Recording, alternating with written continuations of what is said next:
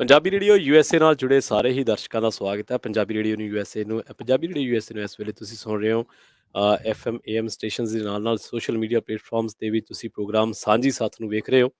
ਇਸ ਪ੍ਰੋਗਰਾਮ ਦੇ ਵਿੱਚ ਆਪਾਂ ਭਖਦੇ ਮਸਲੇ ਜਾਂ ਫਿਰ ਸਮਾਜਿਕ ਸਰੋਕਾਰਾਂ ਨਾਲ ਜੁੜੇ ਮਸਲੇ ਜਾਂ ਫਿਰ ਸਾਡੀ ਆਮ ਜ਼ਿੰਦਗੀ ਦੇ ਮਸਲੇ ਜਿਹੜੇ ਆ ਉਹਨਾਂ ਨੂੰ ਆਪਾਂ ਇਹਦੇ ਵਿੱਚ ਚਰਚਾ ਕਰਦੇ ਹਾਂ। ਤੁਸੀਂ ਇਸ ਪ੍ਰੋਗਰਾਮ ਦੇ ਵਿੱਚ ਹਿੱਸਾ ਲੈਣੇ ਹੋ ਕਾਲ ਦੇ ਜ਼ਰੀਏ 408 272 5200 ਡਾਇਲ ਕਰਕੇ ਪ੍ਰੋਗਰਾਮ ਦੇ ਵਿੱਚ ਅੱਗੇ ਵਧਾਂਗੇ। ਪਰ ਉਸ ਤੋਂ ਪਹਿਲਾਂ ਨਜ਼ਰ ਇੱਕ ਸਪਾਂਸਰ ਦੇ ਉੱਤੇ ਖਾਲਸਾ ਇੰਸ਼ੋਰੈਂਸ ਏਜੰਸੀ ਵਾਲੇ ਕਿਸੇ ਵੀ ਤਰ੍ਹਾਂ ਦੀ ਇੰਸ਼ੋਰੈਂਸ ਲੈਣੇ ਤਾਂ ਇਹਨਾਂ ਦੇ ਨਾਲ ਸੰਪਰਕ ਕੀਤਾ ਜਾ ਸਕਦਾ। ਪਿਛਲੇ 25 ਸਾਲਾਂ ਤੋਂ ਵਧੀਆ ਸੇਵਾਵਾਂ ਦੇਣ ਦੇ ਲਈ ਜਾਣੇ ਜਾਂਦੇ ਨੇ। ਨੰਬਰ ਨੋਟ ਕਰ ਲਓ ਜੀ 408 272 2500। ਟਿਰਕੀਆਨਾ ਇਮੀਗ੍ਰੇਸ਼ਨ ਲਾਅ ਫਰਮ ਵਾਲੇ ਜੇ ਟਿਰਕੀਆਨਾ ਇਮੀਗ੍ਰੇਸ਼ਨ ਬਾਬਤ ਕੋਈ ਸਲਾਹ ਕਰਨੀ ਹੈ ਤਾਂ 415 909 0503 ਤੇ ਡਾਇਲ ਕਰਕੇ ਤੁਸੀਂ ਕਿਸੇ ਵੀ ਤਰ੍ਹਾਂ ਦਾ ਸਵਾਲ ਜਾਂ ਸਲਾਹ ਕਰ ਸਕਦੇ ਹੋ। ਜ਼ੈਂਡਰ ਗਰੁੱਪ ਵਾਲੇ ਕਿਸੇ ਵੀ ਤਰ੍ਹਾਂ ਦਾ ਘਰ ਖਰੀਦਣਾ ਜਾਂ ਘਰ ਵੇਚਣਾ ਜਾਂ ਸੋਚ ਰਹੇ ਹੋ ਕਿ ਲੈਣਾ ਹੋਮ ਲੋਨ ਤਾਂ ਇਹਨਾਂ ਦੇ ਨਾਲ ਸੰਪਰਕ ਕੀਤਾ ਜਾ ਸਕਦਾ ਹੈ ਜੀ। 855 905 2575 ਇਹਨਾਂ ਦਾ ਨੰਬਰ ਹੈ। ਪ੍ਰੋਗਰਾਮ ਦੇ ਵਿੱਚ ਹੁਣ ਸਾਂਝ ਪਾਉਣੇ ਰਾਜਕਰਨਵੀਰ ਸਿੰਘ ਜੀ ਦੇ ਨਾਲ ਤੇ ਉਸ ਤੋਂ ਬਾਅਦ ਫਿਰ ਇਸੇ ਚਰਚਾ ਨੂੰ ਵਿਚਾਰ ਚਰਚਾ ਨੂੰ ਅੱਗੇ ਤੋਰਾਂਗੇ ਤੇ ਨਾਲੇ ਉਹਨਾਂ ਤੋਂ ਜਾਣਾਂਗੇ ਕਿ ਅੱਜ ਕਿਹੜੇ ਮਸਲੇ ਤੇ ਗੱਲਬਾਤ ਕਰਨੀ ਹੈ। ਰਾਜ ਜੀ ਸਤਿ ਸ਼੍ਰੀ ਅਕਾਲ, ਸਵਾਗਤ ਹੈ ਸਾਂਝੀ ਸਾਥ ਪ੍ਰੋਗਰਾਮ। ਧੰਨਵਾਦ ਪ੍ਰਵੀਨ ਸ਼ਰਮਾ ਜੀ। ਪੰਜਾਬੀ ਰੇਡੀਓ ਯੂਐਸਏ ਸੁਣ ਰਹੇ ਦੇਖ ਰਹੇ ਸਾਰੇ ਹੀ ਸਰੋਤਿਆਂ ਨੂੰ ਦਰਸ਼ਕਾਂ ਨੂੰ ਨਿੱਘੀ ਜੀ ਆਇਆਂ ਨੂੰ ਪਿਆਰ ਭਰੀ ਸਤਿ ਸ਼੍ਰੀ ਅਕਾਲ। ਸਾਂਝੀ ਸਾਥ ਪ੍ਰੋਗਰਾਮ ਦੇ ਵਿੱਚ ਅੱਜ ਮੈਂ ਵੀ ਸੈਨੋਜੇ ਸਟੂਡੀਓ ਦੇ ਵਿੱਚ ਪਹੁੰਚਿਆ ਹੋਇਆ। ਮੈਂ ਸਵਾਗਤ ਹੈ ਜੀ ਤੁਹਾਡਾ ਸੈਨੋਜੇ ਜੀ ਸਟੂਡੀਓ 'ਚ। ਸੋ ਧੰਨਵਾਦ ਜੀ, ਥੈਂਕ ਯੂ ਜੀ। ਸੋ ਮੈਂ ਤਾਂ ਪ੍ਰਵੀਨ ਅੱਜ ਇੱਕੋ ਹੀ ਸਟੂਡੀਓ ਦੇ ਵਿੱਚੋਂ, ਨਹੀਂ ਤਾਂ ਅਕਸਰ ਇੱਕ ਜਣਾ ਫ੍ਰੈਸਨੋ ਤੇ ਇੱਕ ਜਣਾ ਜਿਹੜਾ ਜੀ ਸੈਨੋਜੇ ਤੋਂ ਕਰ ਰਹੇ ਹੁੰਦੇ ਆ। ਸੋ ਅੱਜ ਮੌਕਾ ਮਿਲਿਆ ਟੀਮ ਦੇ ਨਾਲ ਸਾਰੇ ਜਣੇ ਇਕੱਠੇ ਮਿਲ ਬੈਠ ਕੇ ਗੱਲਾਂ ਬਾਤਾਂ ਜਿਹੜੀਆਂ ਉਹ ਕਰਦੇ ਆ। ਤੇ ਪ੍ਰਵੀਨ ਜੀ ਜਦੋਂ ਤੁਸੀਂ ਜਿੱਦਾਂ ਕਿਹਾ ਨਾ ਵੀ ਅੱਜ ਕਿਸੇ ਟੌਪਿਕ ਤੇ ਗੱਲ ਕਰਨੀ, ਜਦੋਂ ਆਪਾਂ ਸਾਰੇ ਜਣੇ ਇਦਾਂ ਬੈਠਦੇ ਨਾ, ਹੁਣ ਚਾਹੇ ਆਪਾਂ ਸਟੂਡੀਓ 'ਚ ਬੈਠੇ ਹੋਈਏ ਤੇ ਚਾਹੇ ਘਰ 'ਚ ਬੈਠੇ ਹੋਈਏ, ਇਸ ਟਾਈਮ ਜਿਹੜੇ ਮਸਲੇ ਤੇ ਆਪਾਂ ਗੱਲ ਕਰਨੀ ਆ ਉਸ ਦਾ ਇੰਪੈਕਟ, ਉਸ ਦਾ ਅਸਰ ਸਾਰੀ ਦੁਨੀਆ ਦੇ ਉੱਤੇ ਜਿਹੜਾ ਬਹੁਤ ਗੰਭੀਰ ਰੂਪ ਦੇ ਵਿੱਚ ਪੈ ਰਿਹਾ। ਗੱਲ ਅੱਜ ਆਪਾਂ ਕਰਨੀ ਆ ਮਹਿੰਗਾਈ ਦੀ ਜੀ। ਮਹਿੰਗਾਈ ਨੇ ਲੋਕਾਂ ਦਾ ਜਿਹੜਾ ਆ ਲੱਕ ਤੋੜ ਕੇ ਰੱਖਿਆ ਹੋਇਆ ਆ। ਇਸ ਦੇ ਕਰਕੇ ਬਹੁਤ ਤਰ੍ਹਾਂ ਦੀਆਂ ਜਿਹੜੀਆਂ ਪ੍ਰੋਬਲਮਸ ਆ ਉਹ ਆ ਰਹੀਆਂ। ਦੇਖੋ, ਰਿਸੈਸ਼ਨ ਆਉਣਾ ਨਹੀਂ ਆਉਣਾ ਉਹ ਇੱਕ ਵੱਖਰੀ ਚੀਜ਼ ਹੈਗੀ ਆ, ਪਰ ਜਿਹੜੀ ਮਹਿੰਗਾਈ ਆ ਉਹ ਆਪਣੇ ਸਾਹਮਣੇ ਆ। ਉਹ ਤੋਂ ਕੋਈ ਅੱਖਾਂ ਤੋਂ ਉਹ ਕਹਿ ਲਓ ਵੀ ਅੱਖਾਂ ਬੰਦ ਕਰ ਲਈਆਂ ਨਾ, ਕਬੂਤਰ ਕਵੇ ਵੀ ਮੈਂ ਅੱਖਾਂ ਬੰਦ ਕਰ ਲਈਆਂ ਤੇ ਬਿੱਲੀ ਹੈ ਨਹੀਂ, ਉਹ ਗੱਲ ਨਹੀਂ ਆ ਜੀ। ਇਹ ਬਿੱਲੀ ਦੀਦੀ ਵੀ ਆ, ਇਹ ਬਿੱਲੀ ਅਸਰ ਵੀ ਪਾਉਂਦੀ ਆ ਤੇ ਦੁੱਧ ਵੀ ਘਟ ਗਿਆ ਮੋਰਿਓ।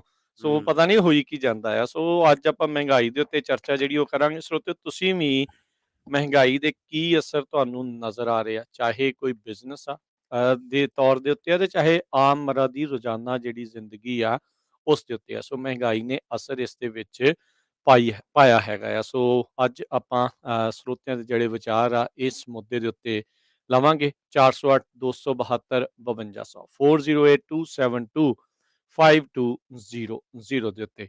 ਹੁਣ ਪ੍ਰਵੀਨ ਜੀ ਗੱਲ ਕਰਦੇ ਆ ਵੀ ਆਪਾਂ ਮਹਿੰਗਾਈ ਤੱਕ ਪਹੁੰਚ ਕਿੱਦਾਂ ਗਏ।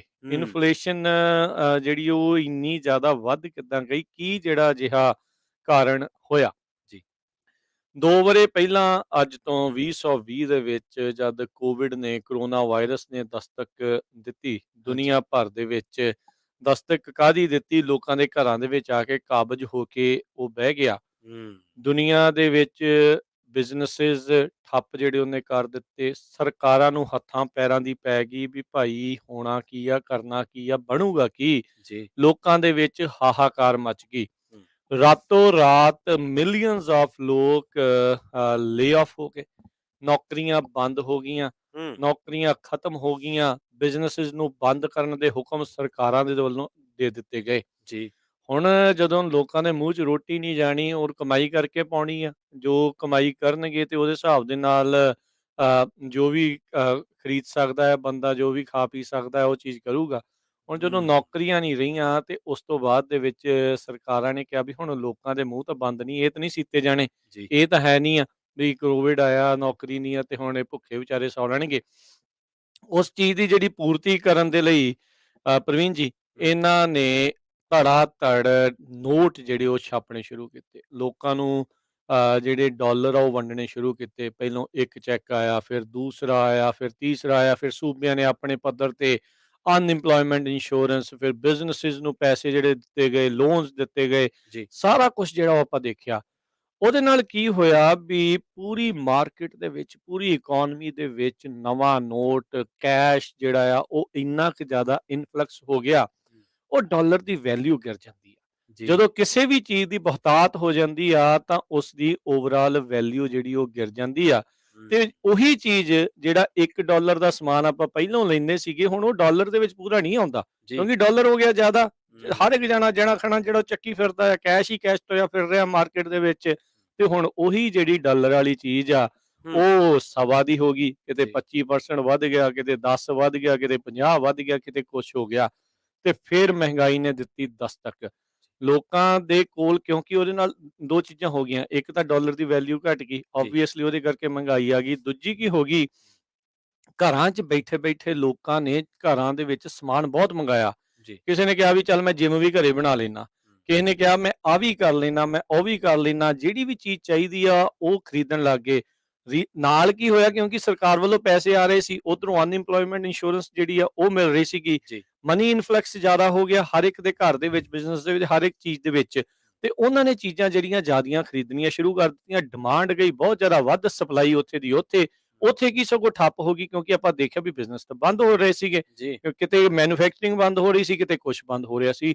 ਉਹਦੇ ਕਰਕੇ ਫਿਰ ਹਾਹਾਕਾਰ ਜਿਹੜੀ ਉਹ ਮਚਣੀ ਸ਼ੁਰੂ ਹੋ ਗਈ।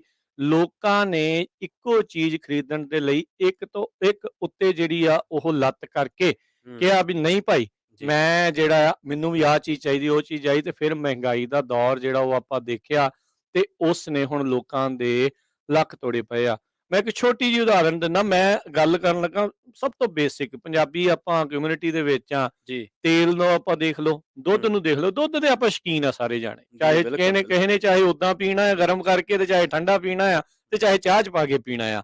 ਦੁੱਧ ਤੁਸੀਂ ਦੇਖ ਲਓ ਵੀ ਉਹੀ ਜਿਹੜੀਆਂ, ਮੈਂ ਕੋਸਕੋ ਦੀ ਗੱਲ ਕਰਨ ਲੱਗਾ ਆ, ਜਿੱਥੇ ਰੈਗੂਲਰ ਆਮ ਕਾਫੀ ਆਪਣੇ ਜਿਹੜੀ ਕਮਿਊਨਿਟੀ ਵਾਲੇ ਜਾਂਦੇ ਆ, ਜਿਹੜਾ 6 ਸਵਾ $6 ਦੇ 2 ਗੈਲਨ ਦਾ ਦੁੱਧ ਮਿਲਦਾ ਸੀ, ਉਹ ਇਸ ਟਾਈਮ ਪੌਣੇ $8 ਦਾ ਹੋ ਗਿਆ। ਹੂੰ, ਸੋ ਹੁਣ ਤੁਸੀਂ ਦੇਖੋ ਵੀ ਕਿੱਥੇ ਜਿਹੜੀ ਉਹ ਕੀਮਤ ਜਾ ਪਹੁੰਚੀ ਹੈਗੀ ਆ। ਜੀ, ਜਦੋਂ ਇੱਕ ਛੋਟੀ ਜੀ ਬੇਸਿਕ ਚੀਜ਼ ਜਿਹੜੀ ਉਹ ਮਹਿੰਗੀ ਹੋ ਜਾਂਦੀ ਆ, ਤਾਂ ਫਿਰ ਹਰ ਇੱਕ ਚੀਜ਼ ਦੇ ਵਿੱਚ ਮਹਿੰਗਾਈ ਆਪਾਂ ਨੂੰ ਦੇਖਣ ਨੂੰ ਮਿਲ ਰਹੀ ਆ। ਅੱਜ ਤੋਂ ਕੁਛ ਵਰ੍ਹੇ ਪਹਿਲਾਂ ਤੁਸੀਂ $100 ਦੀ ਗਰੋਸਰੀ ਲੈ ਕੇ ਆਓ ਤਾਂ ਜਿਹੜਾ ਤੁਹਾਡੀ ਜਿਹੜੀ ਕਾਰਟ ਆ ਉਹ ਭਰੀ ਹੁੰਦੀ ਸੀ, ਤਾਂ ਹੁਣ ਹੂੰ, ਮੈਨੂੰ ਲੱਗਦਾ ਮਰ ਕੇ 5 ਜਾਂ 7 ਚੀਜ਼ਾਂ ਆਉਂਦੀਆਂ ਆ। ਸੋ ਜੀ, ਲੋਕਾਂ ਨੂੰ ਇੰਨਾ ਜ਼ਿਆਦਾ ਮਹਿੰਗਾਈ ਦਾ ਜਿਹੜਾ ਝਟਕਾ ਆ ਉਹ ਲੱਗ ਰਿਹਾ ਆ। ਇਹਦੇ ਕਰਕੇ ਇੰਪੈਕਟ ਜਿਹੜੇ ਉਹ ਵੱਡੇ ਪੈ ਰਹੇ ਨੇ। ਲੋਕੀ ਸੋਚ ਰਹੇ ਨੇ ਖਰੀਦੀਏ ਨਾ ਖਰੀਦੀਏ, ਕਰੀਏ ਨਾ ਕਰੀਏ। ਉੱਤੋਂ ਤੇਲ ਦੀ ਕੀਮਤ ਇੰਨੀ ਵੱਧ, ਬੰਦਾ ਤਾਂ ਹੁਣ ਕਈ ਕਈ ਵਾਰੀ ਇਹ ਸੋਚਦਾ ਯਾਰ ਮੈਂ ਕੰਮ ਤੇ ਗਿਆ, ਹੂੰ, ਜਿਹੜੇ ਤੇਲ ਖਰਚ ਕੇ ਜਾਣਾ ਹੈ, ਕਿਤੇ ਮੈਨੂੰ ਘਾਟਾ ਨਾ ਪੈ ਜਾਵੇ, ਉੱਥੇ ਇੰਨੀ ਕਮਾਈ ਨਹੀਂ ਹੋਣੀ ਜਿੰਨਾ ਤੇਲ ਦੇ ਉੱਤੇ ਲੱਗ ਜਾਣਾ। ਸੋ ਸੋਤੇ ਤੁਸੀਂ ਵੀ ਆਪਣੇ ਵਿਚਾਰ ਦਿਓ ਵੀ ਤੁਸੀਂ ਕਿੱਦਾਂ ਇੰਪੈਕਟ ਇਸ ਦਾ ਫੇਸ ਕਰ ਰਹੇ ਹੋ, ਕਿੱਦਾਂ ਦੇ ਅਸਰ ਤੁਹਾਨੂੰ ਇਸ ਮਹਿੰਗਾਈ ਦੇ ਜਿਹੜੇ ਉਹ ਦੇਖਣ ਨੂੰ ਮਿਲ ਰਹੇ ਆ। ਨੰਬਰ 408 272 5200 ਦੇ ਉੱਤੇ। ਹਾਂਜੀ ਰਾਜ ਜੀ, ਬਿਲਕੁਲ। ਔਰ ਮਹਿੰਗਾਈ ਵੈਸੇ ਸ਼ੁਕਰ ਮਨਾਉਂਦੀ ਹੋਣੀ ਹੈ ਵੀ ਚੱਲ ਸ਼ੁਕਰ ਹੈ ਸਿੱਧੂ ਵਾਲਾ ਪੰਗਾ ਪੈ ਗਿਆ ਤੇ ਜਾਖੜ ਵਾਲਾ, ਚੱਲ ਲੋਕ ਮੇਰੇ ਤੇ ਗੱਲ ਕਰਨੋਂ ਹਟ ਗਏ। ਹੂੰ, ਪਰ ਇਹ ਉੱਥੇ ਜ਼ਰੂਰ ਹੋ ਸਕਦਾ, ਇੱਥੋਂ ਦੇ ਮੁਆਸ਼ਰੇ 'ਚ ਇਹ ਗੱਲਾਂ ਨਹੀਂ ਚੱਲਦੀਆਂ। ਇੱਥੇ ਪੈਸੇ ਦਾ ਫਿਕਰ ਜਾਂ ਇਹਨਾਂ ਚੀਜ਼ਾਂ ਨੂੰ ਡਿਸਕੋਰਸ ਦੇ ਵਿੱਚ ਰੱਖਿਆ ਜਾਂਦਾ, ਕਦੇ ਚਰਚਾ ਕਦੇ ਖਤਮ ਨਹੀਂ ਹੁੰਦੀ। ਸਾਡੇ ਨਾਲ ਇੱਕ ਕੁਝ ਕਾਲਰ ਸੀਗੇ, ਦੁਬਾਰਾ ਆ ਸਕਦੇ ਨੇ। ਰਾਜ ਜੀ ਦੀ ਗੱਲ ਥੋੜੀ ਲੰਬੀ ਹੋ ਗਈ। ਤਾਂ ਮਹਿੰਗਾਈ ਦੇ ਕਰਕੇ ਤੁਹਾਨੂੰ ਰੋਜ਼ਾਨਾ ਕਿੰਨਾ ਕੁ ਕੈਲਕੂਲੇਟਰ ਚੱਕਣਾ ਪੈਂਦਾ ਜਾਂ ਕਿੰਨੀ ਕੁ ਕੈਲਕੂਲੇਸ਼ਨ ਕਰਨੀ ਪੈਂਦੀ ਹੈ? ਮੇਰੇ ਖਿਆਲ ਦੇ ਨਾਲ ਸਾਡੀਆਂ ਭੈਣਾਂ, ਸਾਡੀਆਂ ਮਾਵਾਂ, ਸਾਡੀਆਂ ਬੀਬੀਆਂ ਇਸ ਮਸਲੇ ਤੇ ਥੋੜਾ ਜਿਹਾ ਜ਼ਿਆਦਾ ਦੱਸ ਸਕਦੀਆਂ, ਕਿਉਂਕਿ ਜਿਹੜੇ ਮਰਦ ਹੁੰਦੇ ਆ ਉਹ ਥੋੜਾ ਜਿਹਾ ਕਮਾਉਣ ਤੱਕ ਰੱਖਦੇ ਆ ਆਪਦੇ ਆਪ ਨੂੰ। ਵੈਸੇ ਇੱਥੋਂ ਦਾ ਲਾਈਫ ਸਟਾਈਲ ਤਾਂ ਇਹ ਹੈ ਵੀ ਚਲੋ ਜੁਆਇੰਟ ਆਪਰੇਸ਼ਨ ਵਾਂਗੂ ਹੀ ਚੱਲਦਾ ਕੰਮ ਸਾਰਾ। ਜੀ। ਪਰ ਤੁਹਾਡੀ ਚਰਚਾ ਦਾ ਤੁਹਾਡਾ ਵਿੱਚ ਜੁੜਨਾ ਇਸ ਕਰਕੇ ਜ਼ਰੂਰੀ ਆ ਕਿਉਂਕਿ different types of comment, different types of ਜਿਹੜੇ ਸੁਜੈਸ਼ਨਸ ਜਾਂ ਡਿਫਰੈਂਟ ਟਾਈਪਸ ਆਫ ਜਦੋਂ ਆਪਾਂ ਥਿੰਕਿੰਗ ਪ੍ਰੋਸੈਸ ਨੂੰ ਵਿੱਚ ਇਨਵੋਲਵ ਕਰਦੇ ਆ ਕਿਸੇ ਵੀ ਗੱਲਬਾਤ ਦੇ ਵਿੱਚ, ਸੰਵਾਦ ਦੇ ਵਿੱਚ, ਤਾਂ ਉਹਦੀਆਂ ਹੋਰ ਕਈ ਪਹਿਲੂਆਂ ਤੇ ਗੱਲਬਾਤ ਜਿਹੜੀ ਆ ਉਹ ਹੋ ਜਾਂਦੀ ਹੈ। ਸੋ ਮਹਿੰਗਾਈ ਨੇ ਤੁਹਾਡੀ ਜਿਹੜੀ ਸ਼ਾਪਿੰਗ ਵਾਲੀ ਆਦਤ ਸੀ ਉਹਦੇ ਤੇ ਕਿੰਨੀ ਕੁ ਠੱਲ ਪਾਤੀ ਆ, ਤੇ ਮਹਿੰਗਾਈ ਕਰਕੇ ਤੁਹਾਡਾ ਇਹ ਆਲਾ ਦੁਆਲਾ ਜਾਂ ਤੁਹਾਡਾ ਆਉਣ ਜਾਣ ਕਿੰਨਾ ਕੁ ਘਟਿਆ? ਮਹਿੰਗਾਈ ਕਰਕੇ ਜਿਹੜਾ ਤੁਹਾਨੂੰ ਹੋਰ ਜਿਹੜੀਆਂ ਚੀਜ਼ਾਂ ਮੈਨੇਜ ਕਰਨ ਦੇ ਵਿੱਚ ਕਿੰਨੀ ਕੁ ਦਿੱਕਤ ਆ ਰਹੀ ਹੈ, ਇਹਦੀ ਬਾਬਤ ਤੁਸੀਂ ਆਪਣੀ ਜਿਹੜੀ ਰਾਏ ਆ ਉਹ ਰੱਖ ਸਕਦੇ ਹੋ। ਜੀ ਰਾਜ ਜੀ। ਜੀ ਬਿਲਕੁਲ, ਸੋਤੇ ਕਾਲ ਕਰਨ ਦੇ ਲਈ ਨੰਬਰ 408 272 5200 408 272 5200 ਦੇ ਉੱਤੇ ਜਿਹੜਾ ਉਹ ਕਾਲ ਕਰ ਸਕਦੇ ਆ। ਸੋ ਬੇਸਿਕਲੀ ਜਿੱਦਾਂ ਮੈਂ ਕਿਹਾ ਵੀ ਕਿਉਂਕਿ ਡਾਲਰ ਦੀ ਕੀਮਤ, ਡਾਲਰ ਦੀ ਵੈਲਿਊ ਜਿਹੜੀ ਆ ਜ਼ਿਆਦਾ ਕੈਸ਼ ਹੋਣ ਕਰਕੇ ਸਾਰੀ ਮਾਰਕੀਟ ਦੇ ਵਿੱਚ ਉਸ ਦੀ ਵੈਲਿਊ ਓਵਰਆਲ ਲੂਜ਼ ਕਰਦੀ ਆ।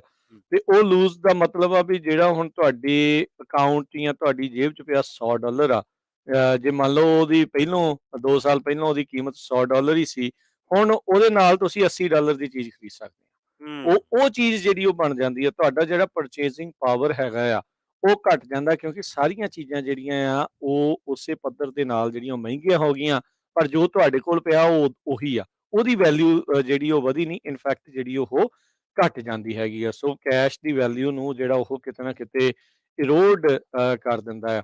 ਜੀ ਹੁਣ ਕਿਉਂਕਿ ਡੀਜ਼ਲ ਦੀ ਪ੍ਰਾਈਸ ਵਧੀ ਹੋਈ ਆ, ਮਹਿੰਗਾਈ ਦੇ ਕਰਕੇ ਗੈਸ ਦੀ ਜਿਹੜੀ ਪ੍ਰਾਈਸ ਆ ਵਧੀ ਹੋਈ ਆ, ਆਪਾਂ ਜਿਹੜਾ ਸਟੋਰਾਂ ਤੋਂ ਸਮਾਨ ਚੱਕਦੇ ਆ, ਜੋ ਕੁਛ ਵੀ ਜਿਹੜਾ ਉਹ ਆਪਾਂ ਦੇਖ ਰਹੇ ਹੈਗੇ ਆ, ਤਾਂ ਉਹ ਤਾਂ ਪ੍ਰਵੀਨ ਜੀ ਫਿਰ ਹੁਣ ਕਿਉਂਕਿ ਉਹਦੇ ਵਿੱਚ ਲਾਗਤ ਵੱਧ ਗਈ, ਜੀ ਉਹਦਾ ਪ੍ਰਾਈਸ ਜਿਹੜਾ ਆਟੋਮੈਟਿਕਲੀ ਸਟੋਰ ਵਾਲਿਆਂ ਨੇ ਵੀ ਚੱਕਣਾ।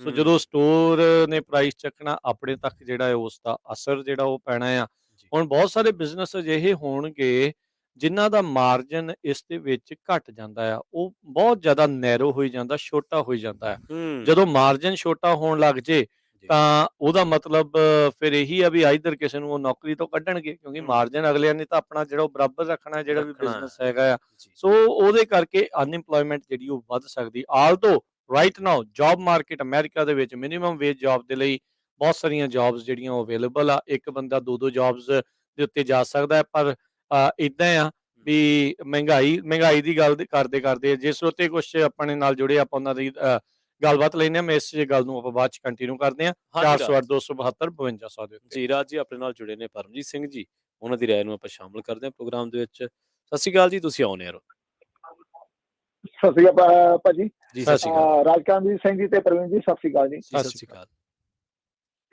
ਭਾਜੀ ਇਕਨੋਮਿਕਸ ਦਾ ਪਹਿਲਾ ਲਾ ਹੀ ਇਹ ਹੈ ਜੀ, ਜਦੋਂ ਤੁਸੀਂ ਮਨੀ ਦਾ ਫਲੋ ਜ਼ਿਆਦਾ ਕਰੋਗੇ ਤੁਹਾਡੇ ਕੋਲ ਚੀਜ਼ਾਂ ਬਹੁਤ ਘੱਟ ਜਾਣੀਆਂ। ਤੇ ਇਹ ਤਾਂ ਹਨਾ ਜੀ, ਜਦੋਂ ਤੁਸੀਂ ਨੋਟ ਛਾਪੀ ਜਾਓਗੇ ਦੇਖੋ ਬੇਸਿਕਲੀ ਤੁਹਾਡੇ ਕੋਲ ਜਿਹੜੀ ਡਿਮਾਂਡ ਆ ਉਹ ਵੱਧ ਗਈ ਆ, ਸਪਲਾਈ ਤੁਹਾਡੇ ਕੋਲ ਬਿਲਕੁਲ ਹੈ ਹੀ ਨਹੀਂ।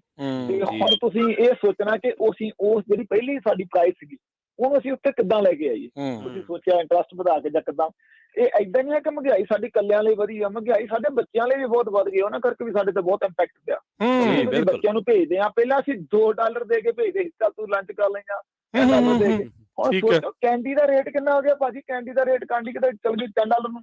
$1.5 ਦੀ ਕੈਂਡੀ ਸੀ $4 ਨੂੰ ਭਾਜੀ ਹੋ ਗਈ ਆ। ਹੁਣ ਦੇਖੋ ਅਸੀਂ ਉਹ ਖਰੀਦੀ ਨਹੀਂ, ਅਸੀਂ ਖਾਣੇ ਨਹੀਂ, ਤੇ ਹੁਣ ਸਾਨੂੰ ਇਹ ਚੀਜ਼ਾਂ ਦਾ ਕਈ ਵਾਰੀ ਪਤਾ ਹੀ ਨਹੀਂ।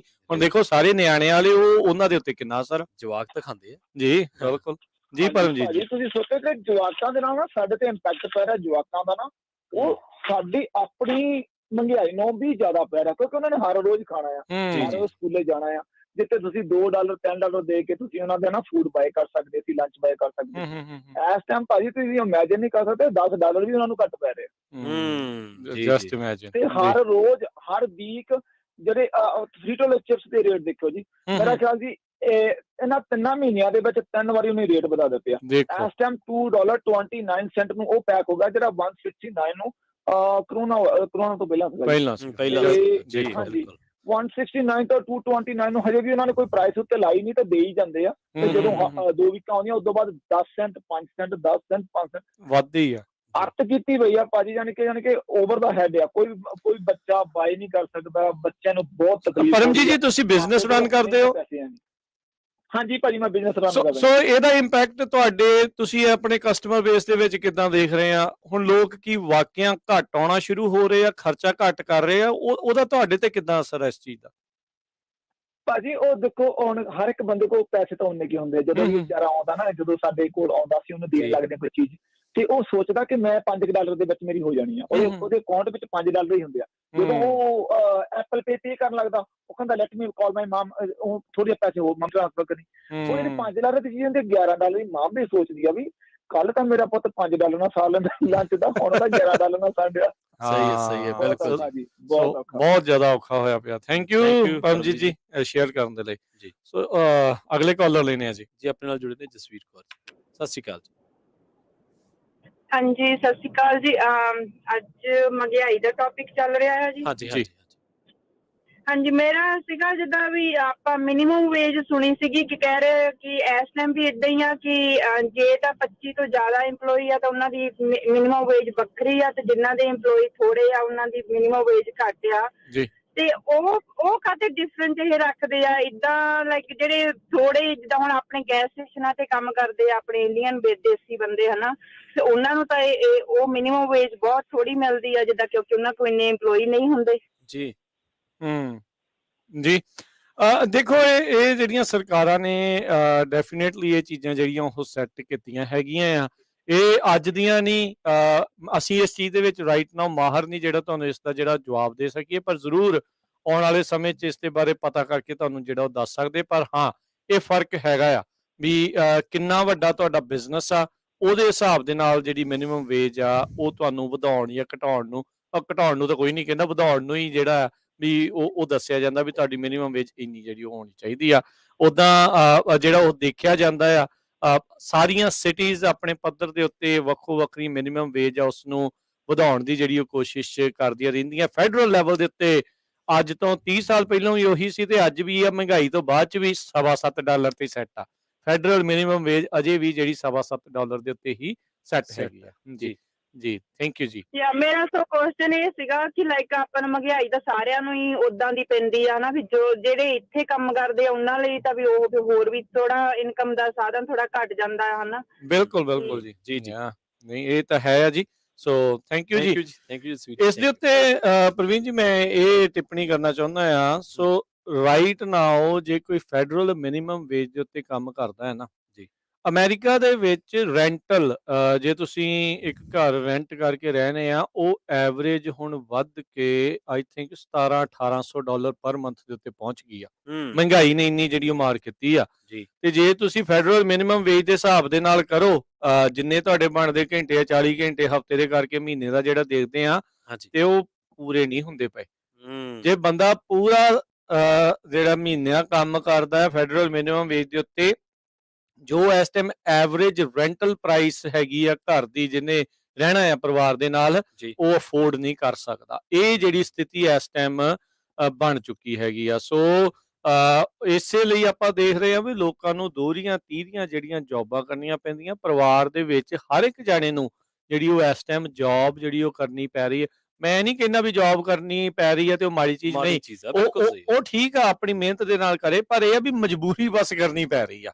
ਇਹ ਚੀਜ਼ ਜਿਹੜੀ ਇਸ ਦੇ ਵਿੱਚ ਆ ਗਈ ਹੈ ਵੀ ਨਹੀਂ ਤਾਂ ਸਰ ਨਹੀਂ ਸਕਦਾ।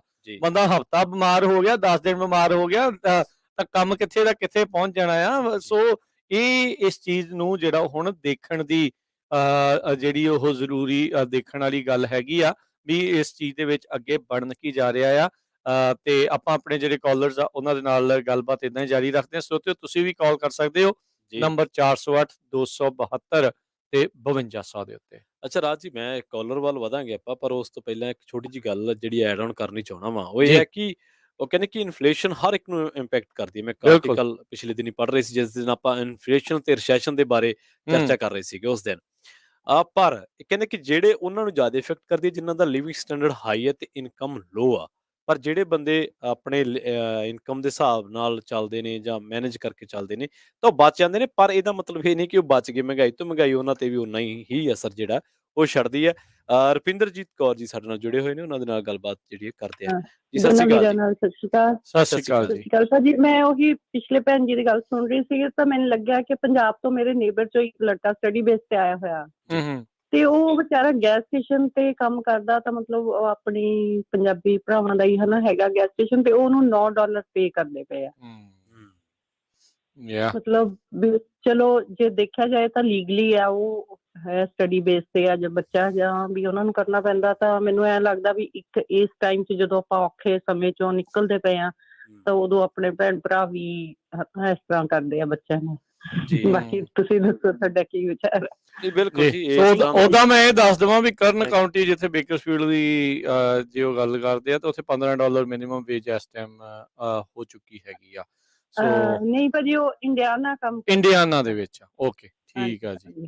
ਥੈਂਕ ਯੂ ਜੀ। ਥੈਂਕ ਯੂ ਜੀ। ਓਕੇ ਜੀ। ਪਰ ਰਾਜ ਜੀ ਦੇਖੋ, ਇਹ ਤਾਂ ਗੱਲ ਮੇਰੇ ਖਿਆਲ ਦੇ ਨਾਲ ਥੋੜੀ ਜਿਹੀ ਆਪਾਂ ਨੂੰ ਵਿਚਾਰ ਲੈਣੀ ਚਾਹੀਦੀ ਹੈ ਵੀ ਜੇਕਰ ਇੱਕ ਤਾਂ ਪਹਿਲੇ ਹੀ ਮੰਦਵਾੜਾ ਤੇ ਕੋਈ ਲੋੜਵੰਦ ਤੁਹਾਡੇ ਕਾਰੋਬਾਰ ਦੇ ਨਾਲ ਜੁੜਿਆ ਹੋਇਆ ਤੇ ਰਾਹ ਸਿਰ ਦਾ ਤਾਂ ਚਲੋ ਮੰਨਦੇ ਆਪਾਂ ਕਿ ਹਰੇਕ ਹਿੱਤ ਨੇ, ਪਰ ਹਿੱਤ ਤੁਹਾਡੇ ਇੰਨੇ ਕੁ ਵੱਡੇ ਨਹੀਂ ਹੋਣੇ ਚਾਹੀਦੇ ਵੀ ਦੂਜੇ ਦੇ ਹਿੱਤ ਨੂੰ ਮਾਰ ਦੇਣ। ਜੀ ਜੀ ਜੀ, ਬਿਲਕੁਲ। ਸੋ ਆਬਵੀਅਸ ਜੀ ਜਿਹੜੀ ਇਹ ਗੱਲ ਆ, ਇਹ ਇੱਕ ਇਦਾਂ ਦਾ ਜਿਹੜਾ ਟੌਪਿਕ ਆ ਪ੍ਰਵੀਨ ਜੀ, ਜਿਸ ਦਾ ਕੋਈ ਨਿਤਾਰਾ ਨਹੀਂ ਜੀ। ਇਹ ਇਹੀ ਗੱਲ ਇਸ ਦੇ ਵਿੱਚ ਬਾਟਮ ਲਾਈਨ ਜਿਹੜੀ ਇਸ ਦੇ ਵਿੱਚ ਆ, ਜਿਹੜੀ ਗੱਲ ਤੁਸੀਂ ਕਹੀ ਆ ਬਿਲਕੁਲ ਅੱਛਾ। ਸਹੀ, ਇਸ ਦੇ ਵਿੱਚ ਕੋਈ ਦੋ ਰਾਵਾਂ ਨਹੀਂ ਆ। ਹੂੰ। ਆਪਾਂ ਨੂੰ ਕਿਸੇ ਦੀ ਮਿਹਨਤ ਮਾਰ ਕੇ ਖੁਦ ਜਿਹੜਾ ਉਹ ਕਮਾਈ ਕਰ ਲੈਣੀ, ਉਹਦੇ ਨਾਲ ਤੁਹਾਨੂੰ ਕੋਈ ਫਾਇਦਾ ਨਹੀਂ ਹੈਗਾ। ਜੀ। ਪਰ ਇੱਕ ਚੀਜ਼ ਤੁਸੀਂ ਇਹ ਵੀ ਦੇਖਣੀ ਆ ਵੀ ਸਟੂਡੈਂਟ ਵੀਜ਼ੇ ਦੇ ਉੱਤੇ ਬਾਹਰ ਕੰਮ ਕਰਨਾ ਅਲਾਉਡ ਵੀ ਨਹੀਂ ਹੁੰਦਾ। ਉਹ ਲੀਗਲੀ ਤੌਰ ਦੇ ਉੱਤੇ ਵੀ ਅਲਾਉਡ ਨਹੀਂ ਹੁੰਦਾ, ਪਰ ਇਹ ਆ ਵੀ ਆਪਣੇ ਇਹ ਵੀ ਚਲੋ ਸਮਝਦੇ ਆ ਨਾਲ ਦੇ ਨਾਲ ਵੀ ਹਾਂ ਚੱਲ ਮਦਦ ਹੋ ਜਾਵੇ। ਪਰ ਜੇ ਤੁਸੀਂ ਇਹ ਸੋਚ ਰਹੇ ਨਾ ਵੀ ਮਦਦ ਕਰਨੀ ਆ, ਫਿਰ ਮਦਦ ਪੂਰੀ ਕਰੋ। ਇਹ ਨਹੀਂ ਆ ਵੀ ਵਿੱਚ ਹੱਥ ਘੁੱਟ ਕੇ ਜਿਹੜੀ ਉਹ ਮਦਦ ਕਰਨੀ ਆ। ਫਿਰ ਇਹ ਆ ਵੀ ਜੇ ਤੁਸੀਂ ਮਦਦ ਕਰ ਰਹੇ ਆ ਤਾਂ ਫਿਰ ਉਸ ਦੇ ਵਿੱਚ ਦਿਲ ਖੋਲ੍ਹਣਾ ਵੀ ਜਿਹੜਾ ਆ ਉਹ ਲਾਜ਼ਮੀ ਹੈਗਾ ਆ, ਉਹ ਜ਼ਰੂਰੀ ਹੈਗਾ। ਰਾਜ ਜੀ, ਸਾਡੇ ਨਾਲ ਹਰਜੋਤ ਸਿੰਘ ਖਾਲਸਾ ਜੀ ਜੁੜੇ ਹੋਏ ਨੇ, ਉਹਨਾਂ ਜੀ। ਦੀ ਰਾਏ ਨੂੰ ਵੀ ਸ਼ਾਮਲ ਕਰਦੇ ਹਾਂ ਆਪਣੇ ਪ੍ਰੋਗਰਾਮ ਦੇ ਵਿੱਚ। ਸਤਿ ਸ਼੍ਰੀ ਅਕਾਲ ਜੀ। ਹਾਂਜੀ, ਸਤਿ ਸ਼੍ਰੀ ਅਕਾਲ ਜੀ ਰਾਜਕਵੀਰ ਸਿੰਘ ਜੀ ਤੇ ਜੀ। ਸਤਿ ਸ਼੍ਰੀ ਪ੍ਰਵੀਨ ਜੀ। ਸਤਿ ਸ਼੍ਰੀ ਅਕਾਲ ਜੀ। ਵਧੀਆ ਟੌਪਿਕ ਆ। ਸੋ ਪਹਿਲਾਂ ਭੈਣ ਜੀ ਗੱਲ ਕਰਕੇ ਗਏ ਸੀ ਮਿਨੀਮਮ ਵੇਜ, ਉਹ ਐਕਚੁਅਲੀ ਨਾ ਹਰ ਸਟੇਟ ਦਾ ਡਿਫਰੈਂਟ ਆ। ਕੈਲੀਫੋਰਨੀਆ ਦੇ ਵਿੱਚ ਜੇ ਤੁਸੀਂ 25 ਤੋਂ ਥੱਲੇ EMPLOYEES ਆ, ਹਜੇ ਵੀ ਜਿੱਦਾਂ $14 ਮਿਨੀਮਮ ਆ, ਜੀ। ਚਾਹੇ ਤੁਸੀਂ ਫਾਰਮ 'ਚ ਕੰਮ ਕਰਦੇ, ਗੈਸ ਸਟੇਸ਼ਨ ਕਰਦੇ, ਕਿਤੇ ਵੀ ਕਰਦੇ ਆ, ਹਨਾ। ਇੰਡੀਆਨਾ ਦੇ ਵਿੱਚ ਜਿਹੜਾ ਆ ਉਹ $10 ਦੇ ਕਰੀਬ ਹੈਗਾ ਆ। $13 ਜੀ। ਹਾਂਜੀ, ਤੇ ਉਹ ਤਦੇ ਹੀ ਰਾਜਕਵੀਰ ਸਿੰਘ ਨੇ ਦੱਸਿਆ ਵੀ ਹੁਣ ਪਹਿਲੀ ਗੱਲ ਤਾਂ ਸਟੂਡੈਂਟ ਲੀਗਲੀ ਕੰਮ ਨਹੀਂ ਕਰ ਸਕਦਾ, ਠੀਕ ਹੈ ਕਿ ਨਹੀਂ। ਹੁਣ ਜੇ ਹੋਰ ਕਿਸੇ ਤੁਸੀਂ ਕੰਮ ਕਾਰਪੋਰੇਸ਼ਨ ਵਾਲੇ ਦੇ ਜਾਂ ਕਿਸੇ ਹੋਰ ਦੇ ਜਾਓਗੇ, ਉਹ ਨਹੀਂ ਰੱਖਣਾ। ਸੋ ਹੁਣ ਆਪਣਾ ਬੰਦਾ ਜੇ ਰੱਖਿਆ ਆ, ਉਹ ਵੀ ਰਿਸਕ ਲੈ ਰਿਹਾ। ਕੱਲ ਨੂੰ ਤੁਹਾਨੂੰ ਯਾਦ ਹੋਊਗਾ ਵੀ 7-11 ਦੇ ਕਿੰਨੇ ਰੌਲੇ ਪਏ ਸੀ, ਉਹਨਾਂ ਨੇ ਬੰਦੇ ਰੱਖੇ ਸੀ ਤਾਂ ਉਹਨਾਂ ਦੇ ਲਾਇਸੈਂਸ ਸੀ ਫਿਰ ਦੁਬਾਰਾ ਕਿ ਜਿਹੜੇ ਪੁੱਲ ਕਰ ਲਏ ਹੈਗੇ ਆ, ਹਨਾ। ਸੋ ਪ੍ਰੋਬਲਮ ਇਹ ਆ ਵੀ ਈਵਨ ਦੋ ਡੈਮੋਕ੍ਰੇਟਸ ਨੇ ਵੀ ਰੌਲਾ ਬਹੁਤ ਪਾਇਆ, ਮਿਨੀਮਮ ਵੇਜ ਇਨਕਰੀਜ਼ ਵੀ ਕੀਤੀ ਆ। ਹੁਣ ਚਾਹੇ $15 ਵੀ ਆ ਲਾ ਲਓ, ਫਿਰ ਜਿਸ ਹਿਸਾਬ ਨਾਲ ਇਨਫਲੇਸ਼ਨ ਵਧੀ ਆ ਨਾ, ਉਸ ਹਿਸਾਬ ਨਾਲ ਤਾਂ $25 ਵੀ ਮਿਨੀਮਮ ਬਹੁਤ ਘੱਟ ਹੈਗੇ ਆ। ਪਰ ਦੂਸਰੇ ਪਾਸੇ ਜੇ ਆਪਾਂ ਉਦਾਂ ਦੇ ਦੇਖੀਏ, ਜੇ ਮੰਨ ਲਓ ਸਬਵੇ ਲਾ ਲਓ ਇੱਕ, ਹਨਾ, ਸਬਵੇ ਵਾਲਾ ਜੇ $15 ਵੀ ਦਿੰਦਾ, ਉਹਦੀ ਕਿੰਨੀ ਕੁ ਸੇਲ ਹੁੰਦੀ, ਉਹਦਾ ਰੈਂਟ ਆ, ਉਹਦਾ ਸਾਰਾ ਕੁਛ ਆ। ਸੋ ਇੱਕ ਭੈਣ ਜੀ ਨੇ ਪਹਿਲਾਂ ਕਿਹਾ ਸੀ ਵੀ ਛੋਟੇ ਬਿਜ਼ਨਸ ਨੂੰ ਕਾਹਤੇ ਨਹੀਂ ਏਦਾਂ ਵੀ ਤੁਹਾਡੀ ਜਿਹੜੀ ਵੇਜ ਹੋਣੀ ਚਾਹੀਦੀ ਹੈ ਨਾ। ਅਮਰੀਕਾ ਦੇ ਵਿੱਚ 70% ਇੰਪਲਾਇਮੈਂਟ, ਆਪਾਂ ਕਈ ਵਾਰੀ ਇਹ ਦੇਖ ਲੈਂਦੇ ਹਾਂ, ਆਪਾਂ ਕੈਲੀਫੋਰਨੀਆ 'ਚ ਰਹਿੰਦੇ ਆ ਵੀ ਇੱਥੇ ਤਾਂ ਐਪਲ ਆ, ਗੂਗਲ ਆ, ਫੇਸਬੁੱਕ ਆ, ਹਨਾ। ਜੀ। ਅਮਰੀਕਾ 'ਚ 70% ਇੰਪਲਾਇਰ ਜਿਹੜੇ ਆ ਉਹ ਸਮਾਲ ਬਿਜ਼ਨਸ, ਛੋਟੇ ਬਿਜ਼ਨਸ, ਜਿੱਥੇ ਮੌਮ ਐਂਡ ਪੌਪ ਸ਼ਾਪਸ ਆ, ਛੋਟੇ ਸਟੋਰ ਆ, 2 EMPLOYEE 4 EMPLOYEE 5 EMPLOYEE ਏਦਾਂ, ਹਨਾ।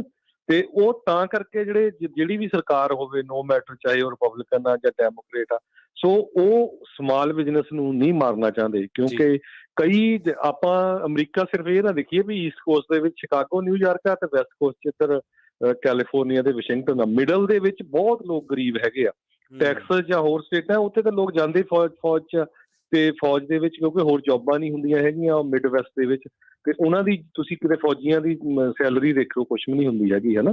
30-40 ਹਜ਼ਾਰ ਡਾਲਰ ਮਸੀ ਹੁੰਦੀ ਹੈਗੀ ਆ। ਸੋ ਇਹ ਰੀਜ਼ਨ ਹੈਗਾ। ਜ਼ਰੂਰ, ਬਿਲਕੁਲ, ਜਿੰਨੇ ਵੀ ਸਰੋਤੇ ਆ ਕਾਲ ਕਰੋ ਵੀ ਤੁਹਾਨੂੰ ਕਿੰਨਾ ਕੁ ਅਫੈਕਟ ਕਰ ਰਿਹਾ ਹੈਗਾ। ਆਪਾਂ ਨੂੰ ਤਾਂ ਕਰਦਾ, ਜੇ ਅਸੀਂ ਇੱਥੋਂ ਫਰਿੱਜ ਨੂੰ ਜਾਣਾ ਹੋਵੇ, ਅੱਗੇ $50-60 ਦੀ ਗੈਸ ਭਰਦੀ ਸੀ, ਹੁਣ $100 ਤੋਂ ਵੀ ਵੱਧ ਲੱਗ ਜਾਂਦਾ। ਨਹੀਂ, ਬਿਲਕੁਲ ਜੀ, ਇਹਦੇ ਵਿੱਚ ਥੈਂਕ ਯੂ ਜੀ, ਬਹੁਤ ਬਹੁਤ ਧੰਨਵਾਦ ਜੀ ਖਾਲਸਾ ਜੀ। ਧੰਨਵਾਦ।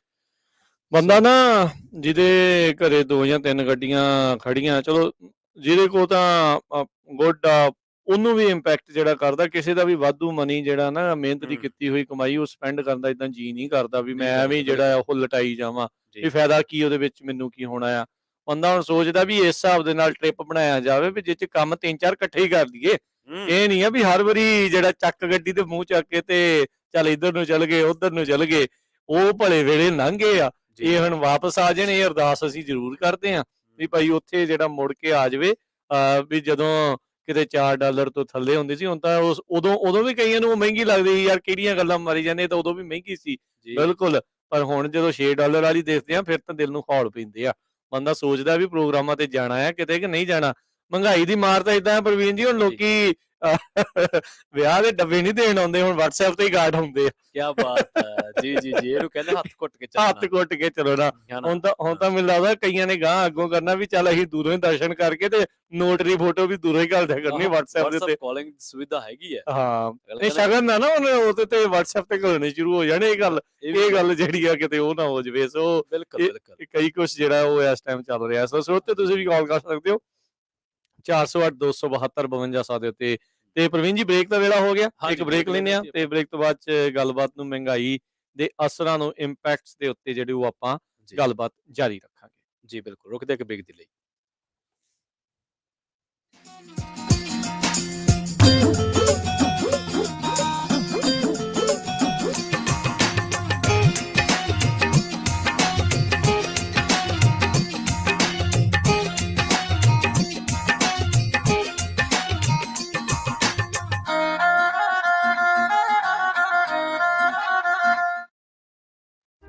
ਤੁਸੀਂ ਸੁਣ ਰਹੇ ਹੋ Punjabi radio USA KOBO Yuba city 1450 AM।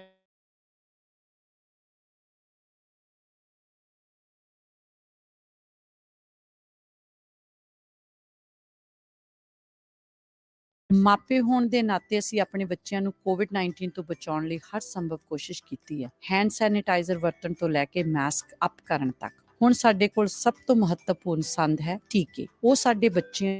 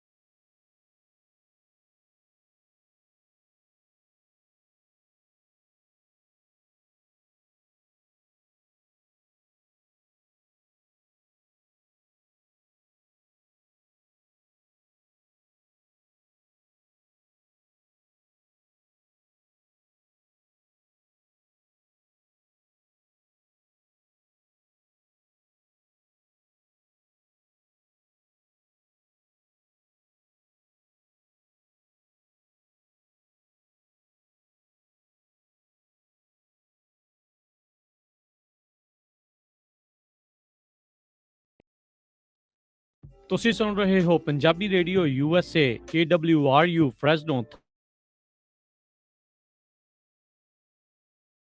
KOBO Yuba City 1450 AM, KIIT Sacramento 1470 AM, KCVR Lodi Stockton 1570 AM.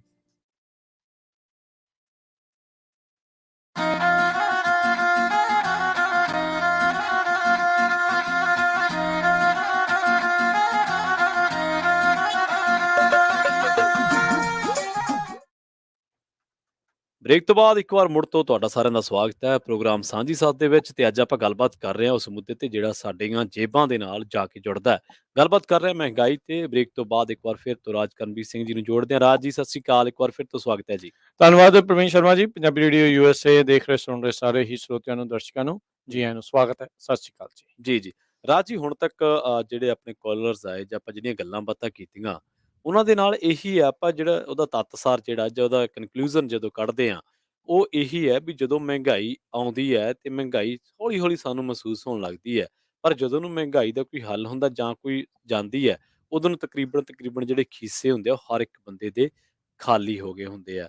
ਆਦਤਾਂ ਤੇ ਕਾਬੂ ਪਾਉਣਾ ਪੈਂਦਾ, ਲਾਈਫ ਸਟਾਈਲ ਬਦਲ ਜਾਂਦਾ ਹੈ, ਕਈ ਚਾਅ ਕਈ ਮਲਾਰ ਉਹਨਾਂ ਦੇ ਨਾਲ ਸੈਕਰੀਫਾਈਸ ਕਰਨਾ ਪੈਂਦਾ ਹੈ।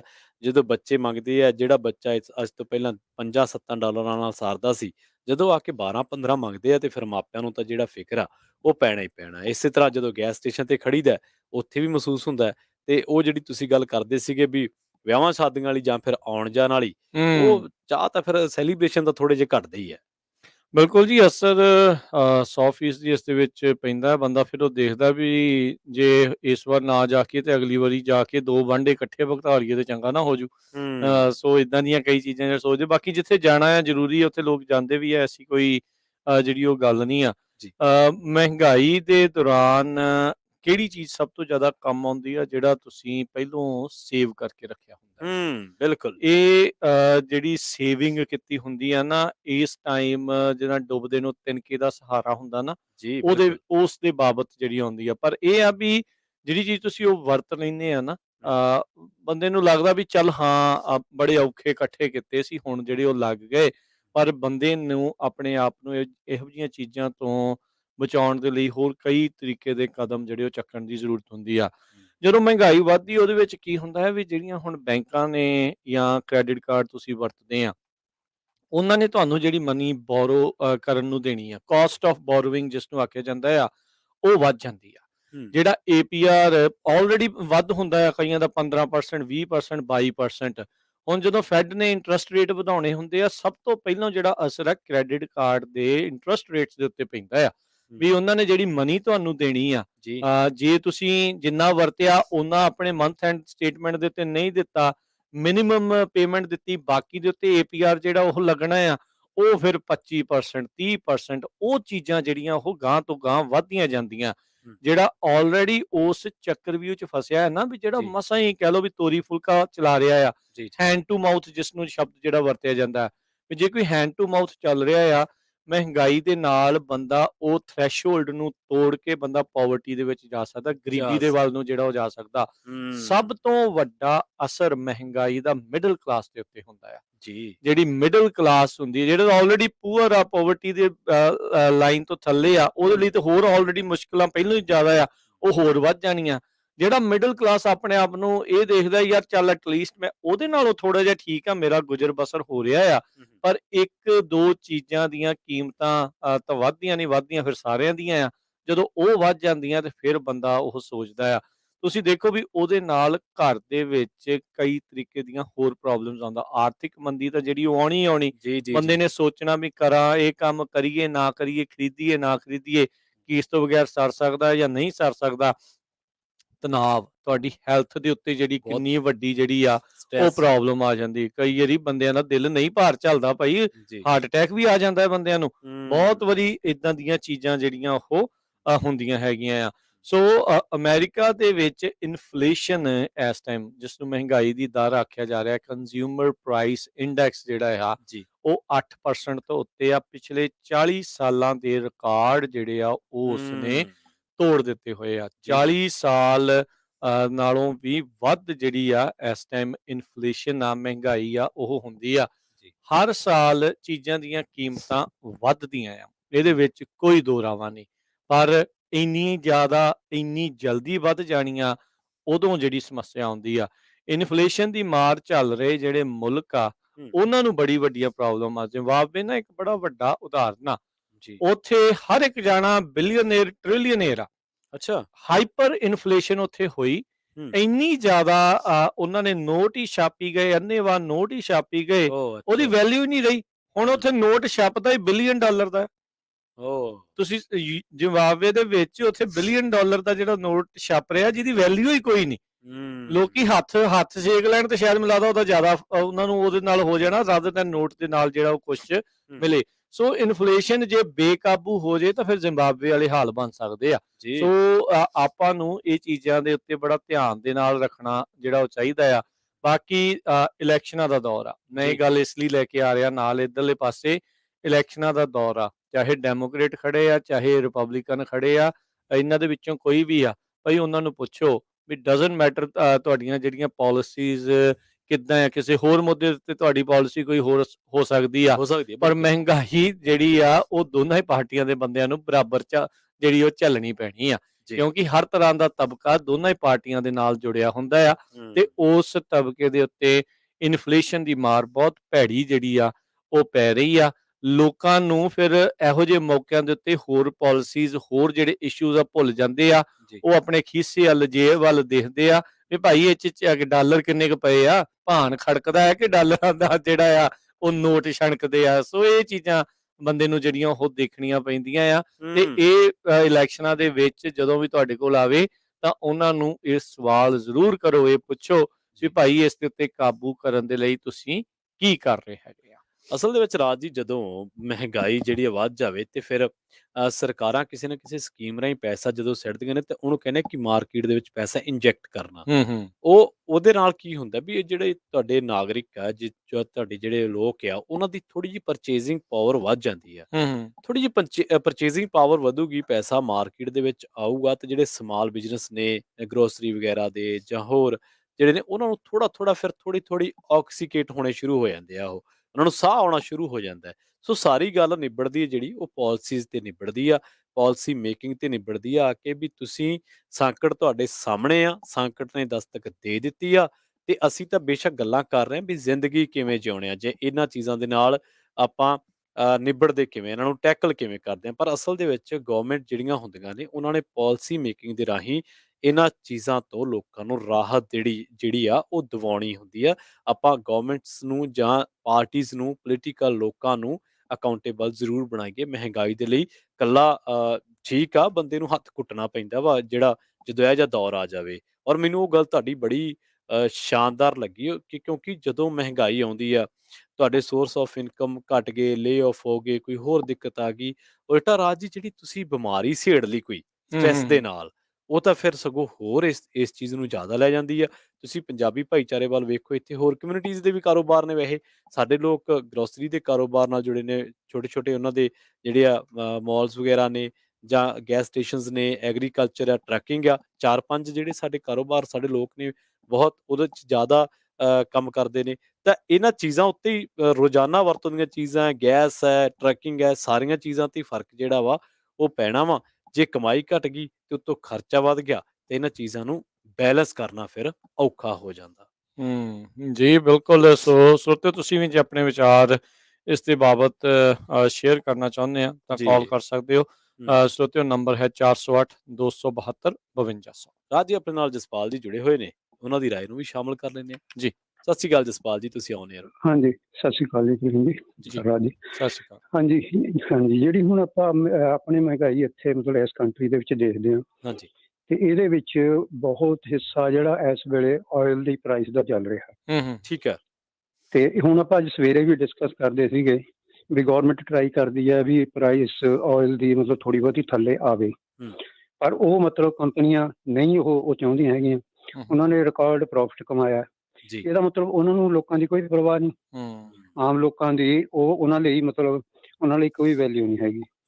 ਤੇ ਇਹਦੇ ਪਿੱਛੇ ਮਤਲਬ ਆਪਾਂ ਕੁਝ ਹੱਦ ਤੱਕ ਪੋਲੀਟੀਕਲ ਵੀ ਹੈਗਾ ਇਹ ਗਵਰਨਮੈਂਟ ਐਂਟੀ ਮਤਲਬ ਇਹਨਾਂ ਕੰਪਨੀਆਂ ਦੇ ਨਾ ਆਇਲ ਜਿਹੜੇ ਹੈਗੀਆਂ ਕੰਪਨੀਆਂ ਇਹਨਾਂ ਦੇ ਖਿਲਾਫ, ਇਹਨਾਂ ਦਾ ਹੁੰਦੀ ਹੈ ਪਾਲਿਸੀ ਜੀ ਤੇ ਇਸ ਕਰਕੇ ਉਹ ਨਹੀਂ ਚਾਹੁੰਦੇ ਵੀ ਇਹ ਬਹੁਤਾ ਕਾਮਯਾਬ ਹੋਣ ਤੇ ਅਗਲੀ ਵਾਰੀ, ਕਿਉਂਕਿ ਇਹ ਫਿਰ ਇਲੈਕਟ੍ਰਿਕ ਇੱਧਰ ਨੂੰ ਆ ਗਏ, ਸੋਲਰ ਵੱਲ ਨੂੰ ਜਾਂ ਹੋਰ ਚੀਜ਼ਾਂ ਨੂੰ, ਇਹ ਉਹਨਾਂ ਨੂੰ ਲੱਗਦਾ ਵੀ ਇਹ ਸਾਡੇ ਜੜ੍ਹਾਂ 'ਚ ਬੈਠਣਗੇ ਆ ਕੇ ਇਹ, ਤੇ ਉਹ ਇਹਨੂੰ ਫੇਲ ਕਰਨ ਲਈ ਉਹ ਪਾਲਿਸੀ ਦੂਜੀ ਇੱਕ ਪੈਰਲਲ ਇਹ ਚੱਲਦੀ ਹੈ ਵੀ ਉਹ ਜਿਹੜੇ ਉਹਨਾਂ ਨੂੰ ਲੱਗਦਾ ਵੀ ਸਾਡੇ ਹੱਕ ਦੀ ਗੱਲ ਕਰਨਗੇ ਉਹ ਉਧਰ ਨੂੰ ਤੁਰਦੇ ਨੇ, ਉਹ ਇਸ ਵੇਲੇ ਨਹੀਂ ਕੋਆਪਰੇਟ ਕਰਦੇ।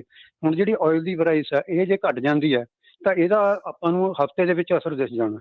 ਠੀਕ ਹੈ, ਜਿਹੜੀ ਗਵਰਨਮੈਂਟ ਬਣਾਊਗੀ ਉਹਦੇ ਹੋ ਸਕਦਾ 6 ਮਹੀਨੇ ਲੱਗਣ, ਸਾਲ ਲੱਗਣ, ਮਤਲਬ ਉਹ ਮੰਨ ਲਓ ਇਹ $2 ਪ੍ਰਾਈਸ ਘਟ ਜਾਂਦੀ ਹੈ ਜਾਂ ਡਾਲਰ ਘਟ ਜਾਂਦਾ ਹੈ, ਉਹਦਾ ਤਾਂ ਆਪਾਂ ਨੂੰ ਕੱਲ ਨੂੰ ਅਸਰ ਉਹਦਾ ਮਿਲ ਜਾਣਾ। ਬਿਲਕੁਲ ਜੀ। ਇਹ ਇਸ ਕਰਕੇ ਇਹ ਆਪਾਂ ਨੂੰ ਬਹੁਤ ਹੱਦ ਤੱਕ ਪੋਲੀਟੀਕਲ ਹੈ ਇਹ ਇਸ ਵੇਲੇ ਜੋ ਇੱਥੇ ਆਪਣੇ ਚੱਲ ਰਿਹਾ। ਇਹਦੇ ਪਿੱਛੇ ਚਲੋ ਜੋ ਵੀ ਜਿਹਨੂੰ ਮਰਜ਼ੀ ਘੁਮਾ ਸਕਦੇ ਆ, ਪਰ ਉਹ ਕਿਉਂਕਿ ਉਹ ਲੋਕ, ਇਹਦਾ ਮਤਲਬ ਉਹਨਾਂ ਨੂੰ ਕੋਈ ਪਰਵਾਹ ਨਹੀਂ ਆਮ ਲੱਖਾਂ ਕਰੋੜਾਂ ਲੋਕਾਂ ਦੀ, ਤੇ ਵੀ ਉਹਨਾਂ ਦੀ ਲਾਈਫ ਜੇ ਮਤਲਬ ਉਹਨਾਂ ਦੀ ਹਾਰਡ ਹੋ ਰਹੀ ਹੈ ਤੇ ਉਹਦੇ ਲਈ ਉਹਨਾਂ ਨੂੰ ਕੋਈ ਬਾਦਰ ਨਹੀਂ ਕਰਦਾ, ਉਹਨਾਂ ਲਈ ਆਪਣਾ ਪ੍ਰੋਫਿਟ ਮੈਟਰ ਕਰਦਾ। ਤੇ ਆਉਣੇ ਵਾਲੇ ਉਹਨਾਂ ਨੂੰ ਇਹ ਲੱਗਦਾ ਵੀ ਚਲੋ ਜਿੰਨੀ ਦੇਰ ਆਪਾਂ ਕਮਾਈ ਕਰਦੇ ਹਾਂ ਕਰੀ ਚੱਲੋ, ਆਉਣੇ ਵਾਲੇ ਟਾਈਮ 'ਚ ਹੋ ਸਕਦਾ ਸਾਡੀ ਹੋਵੇ ਜਾਂ ਨਾ ਹੋਵੇ। ਜੀ ਇਸ ਕਰਕੇ ਚਲੋ ਗਵਰਨਮੈਂਟ ਦੀ ਜਿਹੜੀ ਹੈਗੀ ਉਹ ਕਰ ਰਹੀ ਹੈ, ਉਹਨਾਂ ਨੇ ਟਰਾਈ ਕੀਤਾ, ਉਹ ਨਹੀਂ ਪਾਸ ਹੋਇਆ, ਉਹਨੂੰ ਕੰਟਰੋਲ ਕਰਨ ਲਈ, ਉਹਨਾਂ ਨੂੰ ਪ੍ਰੈਸ ਕਰਨ ਲਈ, ਪਰ ਉਹ ਨਹੀਂ ਮੰਨ ਰਹੇ। ਨਾ ਦੂਜੀ ਪਾਰਟੀ ਨੇ ਸਹਿਯੋਗ ਕੀਤਾ, ਉਹ ਸ਼ਰੇਆਮ ਉੱਧਰ ਖੜੇ ਨੇ, ਉਹਨਾਂ ਦੇ ਨਾਲ ਖੜੇ ਨੇ। ਇਹਦਾ ਮਤਲਬ ਉਹ ਚਾਹੁੰਦੇ ਨੇ ਵੀ ਉਹ ਪਾਰਟੀ ਆਵੇ, ਇਹ ਫੇਲ ਹੋ ਜਾਵੇ। ਤੇ ਇਹਦੇ 'ਚ ਮਤਲਬ ਬਹੁਤ ਹੱਦ ਤੱਕ ਇਸ ਵੇਲੇ ਪੋਲੀਟੀਕਲ ਆ। ਚਲੋ ਆਪਾਂ ਜਿਵੇਂ ਜਿਹਨੇ ਜਿੱਧਰ ਨੂੰ ਵੋਟ ਦੇਣਾ ਉਹ ਚੀਜ਼ ਨੂੰ ਦੇਈ ਜਾ ਸਕਦਾ ਵੀ ਕਿਸੇ ਦੀ ਇਹਨਾਂ ਦੀ ਫਲਾਣੇ ਦੀ ਫੇਲਿਅਰ ਹੈ ਜਾਂ ਉਹਦੀ ਫੇਲਿਅਰ ਹੈ, ਪਰ ਜੋ ਆਪਾਂ ਨੂੰ ਵੀ ਜੋ ਦਿੰਦਾ ਤੇ ਉਹ ਇਸ ਵੇਲੇ ਇਹੀ ਕੁਝ ਹੋ ਰਿਹਾ ਵੀ ਆਮ ਲੋਕ ਸਿਰਫ ਉਸ ਕਰਕੇ ਪਿਸ ਰਹੇ ਨੇ ਵੀ ਉਹ ਲੋਕ ਨਹੀਂ ਚਾਹੁੰਦੇ ਵੀ ਸਾਡਾ ਬਿਜ਼ਨਸ ਆਉਣ ਵਾਲੇ ਟਾਈਮ ਦੇ ਵਿੱਚ ਅਫੈਕਟ ਹੋਵੇ। ਠੀਕ ਹੈ ਜੀ, ਥੈਂਕ ਯੂ ਜੀ। ਰਾਜ ਜੀ ਇੱਕ ਗੱਲ ਹੋਰ ਆਪਾਂ ਐਡ ਕਰਦੇ ਆ ਵੀ ਜਦੋਂ ਆਪਾਂ ਇੰਡੀਆ ਦੀ ਚਰਚਾ ਕਰਦੇ ਆ, ਵੈਸੇ ਤਾਂ ਆਪਣਾ ਟੌਪਿਕ ਅੱਜ ਇੱਥੋਂ ਦਾ, ਪਰ ਮਹਿੰਗਾਈ ਤੇ ਚਲੋ ਮਹਿੰਗਾਈ ਹੈ। ਉਹ ਕਹਿੰਦੇ ਵੀ ਜਦੋਂ ਤੇਲ ਦੀ ਕੀਮਤ ਵੱਧਦੀ ਹੈ ਤੇ ਤੇਲ ਦਾ ਪ੍ਰਾਈਸ ਵੱਧ ਜਾਂਦਾ, ਪਰ ਜਦੋਂ ਕੀਮਤ ਘਟਦੀ ਹੈ ਤੇ ਉਹਦਾ ਲਾਹਾ ਗਾਹਕ ਨੂੰ ਕਿਉਂ ਨਹੀਂ।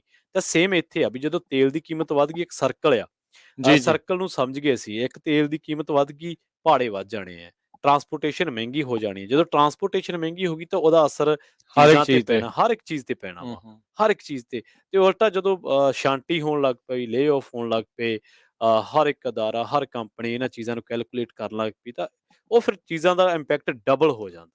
ਜੀ ਬਿਲਕੁਲ, ਜਿੱਦਾਂ ਇਹਨਾਂ ਨੇ ਪਹਿਲੀ ਗੱਲ ਇਸ ਤੋਂ ਪਹਿਲਾਂ ਆਖੀ ਆ, ਇਹਦੇ ਵਿੱਚ ਤਾਂ ਹੁਣ ਕੋਈ ਦੋ ਰਾਵਾਂ ਜਿਹੜੀਆਂ ਇਸ ਦੇ ਵਿੱਚ ਨਹੀਂ ਹੈਗੀਆਂ। ਜਿਹੜੀ ਆਇਲ ਤੇ ਗੈਸ ਦੀ ਜਿਹੜੀ ਲੌਬੀ ਆ ਨਾ, ਉਹ ਹੈ ਬਹੁਤ ਸਟਰੋਂਗ ਜੀ। ਉਹ ਕਿਤੇ ਨਾ ਕਿਤੇ ਉਹ ਚਾਹੁੰਦੇ ਆ ਵੀ ਸਾਡਾ ਦਬਦਬਾ ਕਾਇਮ ਰਹੇ, ਪਰ ਸਰਕਾਰਾਂ ਦੀਆਂ ਕਈ ਪਾਲਿਸੀਜ਼, ਚਾਹੇ ਸਟੇਟ ਲੈਵਲ ਦੇ ਉੱਤੇ ਹੋਵੇ ਚਾਹੇ ਕਿ ਫੈਡਰਲ ਲੈਵਲ ਤੇ, ਕੱਲਾ ਮੈਂ ਅਮਰੀਕਾ ਦੀ ਨਹੀਂ ਗੱਲ ਕਰ ਰਿਹਾ, ਇਹ ਦੁਨੀਆ ਭਰ ਦੇ ਵਿੱਚ ਇਸ ਟਾਈਮ ਜਿਹੜੀ ਇਹ ਚੀਜ਼ ਦੇਖਣ ਨੂੰ ਮਿਲ ਰਹੀ ਆ, ਉਹ ਜਿਹੜੀਆਂ ਰੀਨਿਊਏਬਲ, ਜਿਹਨੂੰ ਗ੍ਰੀਨ ਐਨਰਜੀ ਦਾ ਨਾਮ ਦਿੱਤਾ ਜਾਂਦਾ ਹੈ ਨਾ, ਉਸ ਪਾਸੇ ਵੱਲ ਨੂੰ ਜਿਹੜਾ ਵੱਧ ਰਿਹਾ, ਚਾਹੇ ਉਹ ਸੋਲਰ ਆ, ਵਿੰਡ ਆ, ਜਿਹੜੇ ਸਮੁੰਦਰਾਂ ਦੇ ਵਿੱਚ ਲਾਏ ਗਈਆਂ ਆ, ਹੋਰ ਕਈ ਚੀਜ਼ਾਂ ਜਿਹੜੀਆਂ ਆ ਉਸ ਪਾਸੇ ਵੱਲ ਨੂੰ ਜਿਹੜਾ ਉਹ ਵੱਧ ਰਿਹਾ ਆ।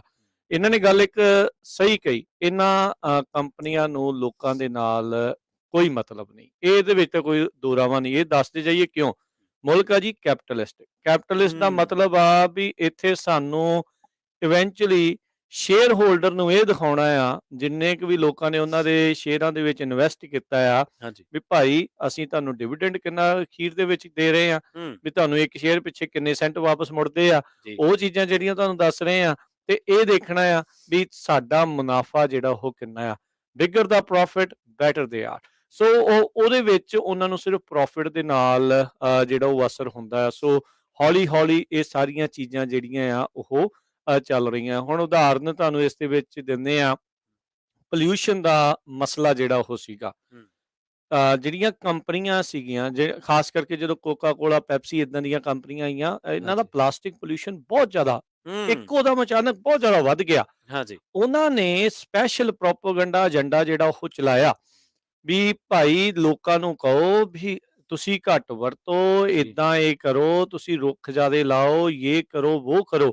ਉਹਨਾਂ ਨੇ ਸਾਰਾ ਭਾਰ ਲੋਕਾਂ ਦੇ ਉੱਤੇ ਸਿੱਟ ਦਿੱਤਾ, ਆਪ ਉਹਨਾਂ ਨੇ ਕੁਝ ਵੀ ਨਹੀਂ ਕੀਤਾ। ਰੀਸੈਂਟਲੀ ਇੱਕ ਰਿਪੋਰਟ ਬੀਤੇ ਮਹੀਨਿਆਂ ਦੇ ਵਿੱਚ ਨਸ਼ਰ ਹੋਈ ਸੀ, ਜਿਸ ਦੇ ਵਿੱਚ ਇਹ ਖੁਲਾਸਾ ਹੋਇਆ ਵੀ ਇਹਨਾਂ ਕੰਪਨੀਆਂ ਨੂੰ ਪਤਾ ਸੀਗਾ ਵੀ ਜਿਹੜਾ ਅਸੀਂ ਇਹ ਏਜੰਡਾ, ਪ੍ਰੋਪੇਗੈਂਡਾ ਜਿਹੜਾ ਉਹ ਚਲਾ ਰਹੇ ਹਾਂ, ਇਸ ਦਾ ਕਲਾਈਮੇਟ ਦੇ ਉੱਤੇ ਕੋਈ ਅਸਰ ਨਹੀਂ ਹੋਣਾ। ਕੋਈ ਜਿਹੜਾ ਰੀਸਾਈਕਲਿੰਗ ਦਾ ਮੁੱਦਾ ਅਸੀਂ ਲੋਕਾਂ ਦੇ ਵਿੱਚ ਕਰ ਰਹੇ ਹਾਂ, ਇਸ ਦੇ ਨਾਲ ਅਸਰ ਨਹੀਂ ਹੋਣਾ। ਇਵੈਂਚੁਅਲੀ ਸਭ ਕੁਝ ਨੁਕਸਾਨ ਵੱਲ ਨੂੰ ਹੀ ਆ। ਉਹ ਚੀਜ਼ਾਂ ਦੇ ਬਾਵਜੂਦ ਪਤਾ ਹੋਣ ਦੇ ਵੀ ਲੋਕਾਂ ਦੀ ਸਿਹਤ ਲਈ ਵੀ ਨੁਕਸਾਨ ਆ, ਧਰਤੀ ਦੀ ਸਿਹਤ ਲਈ ਵੀ ਨੁਕਸਾਨ ਆ, ਪਰ ਉਹਨਾਂ ਨੂੰ ਕਿੱਥੇ ਸੀਗਾ ਵੀ ਅਸੀਂ ਵੱਧ ਤੋਂ ਵੱਧ ਆਪਣੀਆਂ ਬੋਤਲਾਂ ਵੇਚਣੀਆਂ, ਵੱਧ ਤੋਂ ਵੱਧ ਜਿਹੜਾ ਅਸੀਂ ਮੁਨਾਫਾ ਖੱਟਣਾ ਆ। ਸੋ ਇਵੈਂਚੁਅਲੀ ਜਿਹੜੇ ਡਾਲਰ ਆ, ਬੈਂਕ 'ਚ ਪਈ ਮਨੀ ਆ ਉਹਨਾਂ ਦੀ, ਜਾਂ ਕਿੱਥੇ ਇਨਵੈਸਟਮੈਂਟਸ ਜਿਹੜੀਆਂ ਉਹਨਾਂ ਦੀਆਂ ਵੱਧ ਤੋਂ ਵੱਧ ਹੋ ਰਹੀਆਂ ਆ, ਉੱਥੇ ਹੀ ਇਹ ਸਾਰਾ ਕੁਛ। ਇਹ ਨਹੀਂ ਆ ਵੀ ਮੈਂ ਕੋਈ ਕੈਪੀਟਲਿਸਟ ਮੁਲਕ ਦੇ ਜਿਹੜਾ ਖਿਲਾਫ ਆ, ਅਸੀਂ ਤਾਂ ਆਪ ਇੱਥੇ ਰਹਿੰਦੇ ਆ, ਓਪਰਚੁਨਿਟੀ ਇੱਥੇ ਜਿਹੜੀ ਮਿਲਦੀ ਆ ਉਹ ਸਾਰਾ ਕੁਛ ਹੈਗਾ ਆ। ਪਰ ਇਹ ਵੀ ਇਹ ਹੈਂਡ ਇਨ ਹੈਂਡ ਜਿਹੜਾ ਉਹ ਚੱਲਣਾ ਚਾਹੀਦਾ ਆ। ਭਾਈ ਜਿਹੜੇ ਮਿਹਨਤ ਕਰਦਾ ਉਹ ਮੁਨਾਫਾ ਵੀ ਖੱਟੇ, ਉਹ ਕਮਾਵੇ ਵੀ, ਕਿਸੇ ਨੂੰ ਉਸ ਦੇ ਨਾਲ ਕੋਈ ਹਰਜ ਨਹੀਂ ਹੋਣਾ ਚਾਹੀਦਾ। ਜਿਹੜੀ ਕੋਈ ਜਿੰਨੀ ਮਿਹਨਤ ਕਰ ਰਿਹਾ ਉਹਨੂੰ ਉਸ ਦਾ ਜਿਹੜਾ ਉਹ ਫਲ ਮਿਲੇ। ਇਹ ਸਿੰਪਲ ਜੀ ਗੱਲ ਆ। ਸੇਮ ਥਿੰਗ ਆ ਵੀ ਰੁੱਖ ਨੂੰ ਜਿੰਨਾ ਵਧੀਆ ਤੁਸੀਂ ਪਾਲੂਗੇ ਉਹਨੇ ਵਧੀਆ ਜਿਹੜਾ ਉਹਨੇ ਫਲ ਦੇਣਾ। ਨਹੀਂ ਜਿਹੜਾ ਉਹਨੂੰ ਚੰਗੀ ਤਰ੍ਹਾਂ ਰੱਖੋਗੇ ਤਾਂ ਉਹ ਮੁਰਝਾ ਜਾਊਗਾ, ਨਹੀਂ ਫਲ ਜਿਹੜਾ ਉਹ ਦਊਗਾ ਉਸ ਹਿਸਾਬ ਦੇ ਨਾਲ। ਪਰ ਇਹ ਆ ਵੀ ਨਾਲ ਦੇ ਨਾਲ ਆਪਾਂ ਨੂੰ ਇਹ ਵੀ ਧਿਆਨ ਰੱਖਣਾ ਹੈ ਵੀ ਲੋਕਾਂ ਦੇ ਉੱਤੇ ਵੀ ਕੀ ਜਿਹੜਾ ਅਸਰ ਹੋਵੇ। ਹੁਣ ਜਿਹੜੀ ਡੈਮੋਕ੍ਰੇਟ ਪਾਰਟੀ ਆ ਉਹ ਟਰਾਈ ਕਰ ਰਹੀ ਆ ਵੀ ਇਹ ਜਿਹੜਾ ਪ੍ਰਾਈਸ ਗਾਊਜਿੰਗ ਦੇ ਨਾਮ ਅਧੀਨ ਜਿਹੜੇ ਤੇਲ ਦੀਆਂ ਕੀਮਤਾਂ ਵਧੀਆਂ ਆ, ਇਹ ਸਾਰੇ ਦਾ ਸਾਰਾ ਜਿਹੜਾ ਦੋਸ਼ ਆ ਆਇਲ ਕੰਪਨੀਜ਼ ਦੇ ਉੱਤੇ ਜਿਹੜਾ ਉਹ ਮੜ ਦਿੱਤਾ ਜਾਵੇ। ਕਿਉਂਕਿ ਪ੍ਰੈਜ਼ੀਡੈਂਟ ਬਾਈਡਨ ਨੇ ਕਿਹਾ ਵੀ ਅਸੀਂ ਤਾਂ ਮਿਲੀਅਨ ਗੈਲਨ ਐਵਰੀ ਡੇ 6 ਮਹੀਨੇ ਦੇ ਲਈ ਲਗਾਤਾਰ ਤੇਲ ਭੰਡਾਰ ਚੋਂ ਕੱਢਣੇ ਆ, ਪਰ ਉਸ ਦੇ ਨਾਲ ਵੀ ਫਰਕ ਨਹੀਂ ਪੈ ਰਿਹਾ।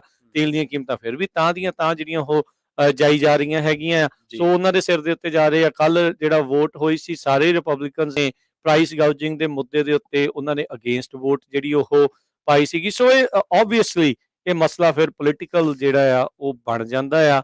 ਇਸ ਦੀ ਤਹਿ ਤੱਕ ਪਹੁੰਚਣਾ, ਇਸ ਨੂੰ ਉਹ ਦੇਖਣਾ। ਸੋ ਇਸ ਲਈ ਮੈਂ ਕਹਿ ਰਿਹਾ ਵੀ ਚਾਹੇ ਕੋਈ ਡੈਮੋਕ੍ਰੇਟ ਆ ਚਾਹੇ ਕੋਈ ਰਿਪਬਲਿਕਨ ਆ, ਭਾਈ ਆਪੋ ਆਪਣੇ ਜਿਹੜੇ ਤੁਹਾਡੇ ਇਲੈਕਸ਼ਨਾਂ 'ਚ ਹੁਣ ਖੜੇ ਆ ਉਹਨਾਂ ਨੂੰ ਸਵਾਲ ਪੁੱਛੋ ਵੀ ਤੁਸੀਂ ਕਿਸ ਤਰੀਕੇ ਦੇ ਨਾਲ ਮਦਦ ਕਰ ਰਹੇ ਆ ਵੀ ਲੋਕਾਂ ਦੇ ਮੋਢਿਆਂ ਦੇ ਉੱਤੇ, ਜੇਬਾਂ ਦੇ ਵਿੱਚੋਂ ਜਿਹੜੇ ਡਾਲਰ ਜਾ ਰਹੇ ਆ, ਨਿਕਲ ਰਹੇ ਆ, ਉਸ ਨੂੰ ਕਿਸ ਤਰੀਕੇ ਨਾਲ ਮੁੜ ਕੇ ਵਾਪਸ ਲਿਆਂਦਾ ਜਾ ਸਕੇ। ਸੋ ਇਹ ਜ਼ਰੂਰੀ ਆ। ਇਨਫਲੇਸ਼ਨ ਦੀ ਮਾਰ ਡੂੰਘੀ ਜਿਹੜੀ ਉਹ ਪੈ ਰਹੀ ਆ। ਅਸੀਂ ਤਾਂ ਇਹੀ ਤੁਹਾਨੂੰ ਬੇਨਤੀ ਅਪੀਲ ਇਹੀ ਕਰ ਸਕਦੇ ਹਾਂ ਵੀ ਭਾਈ ਤੁਸੀਂ ਉਹ ਖਰਚਾ ਨਾ ਕਰੋ ਜਿਹਦੇ ਕਿਤੇ ਬਗੈਰ ਤੁਹਾਡਾ ਸਰਦਾ ਆ। ਉਹ ਕਰਨ ਦਾ ਤੁਹਾਨੂੰ ਖਰਚਾ ਜਿਹੜਾ ਉਹ ਬਿਲਕੁਲ ਵੀ ਜ਼ਰੂਰਤ ਨਹੀਂ ਆ। ਕੋਈ ਵੀ ਵੱਡੀ ਇਨਵੈਸਟਮੈਂਟ, ਵੱਡਾ ਖਰਚਾ ਕਰਨ ਤੋਂ ਪਹਿਲਾਂ ਆਪਾਂ ਕਹਿੰਦੇ ਨਾ ਵੀ ਇੱਕ ਵਾਰੀ ਠੰਡੇ ਦਿਮਾਗ ਨਾਲ ਸੋਚੋ। ਹੁਣ ਮੈਂ ਕਹਿੰਦਾ ਵੀ 2-3 ਵਾਰੀ ਠੰਡੇ ਦਿਮਾਗ ਦੇ ਨਾਲ ਬਹਿ ਕੇ ਸੋਚੋ ਵੀ ਸਰ ਸਕਦਾ ਆ ਕਿੱਦਾਂ ਆ। ਕਿਉਂਕਿ ਜੋ ਹਾਲਾਤ ਬਣ ਰਹੇ ਆ, ਪੋਲੀਟੀਕਲ ਫਾਈਟ ਆ, ਇਲੈਕਸ਼ਨ ਈਅਰ ਆ, ਬਹੁਤ ਕੁਛ ਇਸ ਦੇ ਵਿੱਚ ਆਪਾਂ ਨੂੰ ਉਥਲ ਪੁਥਲ ਜਿਹੜੀ ਉਹ ਦੇਖਣ ਨੂੰ ਮਿਲਣੀ ਹੈਗੀ ਆ। ਤੁਸੀਂ ਆਪਣੇ ਵੱਲੋਂ ਆਪਣੇ ਆਪ ਨੂੰ ਜਿਹੜਾ ਉਹ ਸੇਫ ਕਰਕੇ ਜਿਹੜਾ ਉਹ ਰੱਖੋ। ਹਾਂਜੀ, ਬਿਲਕੁਲ ਠੰਡੇ ਦਿਮਾਗ, ਮੈਨੂੰ ਤਾਂ ਲੱਗਦਾ ਵਾਹਵਾ ਠੰਡੇ ਦਿਮਾਗ ਨਾਲ ਸੋਚਣਾ ਪੈਣਾ ਵਾ।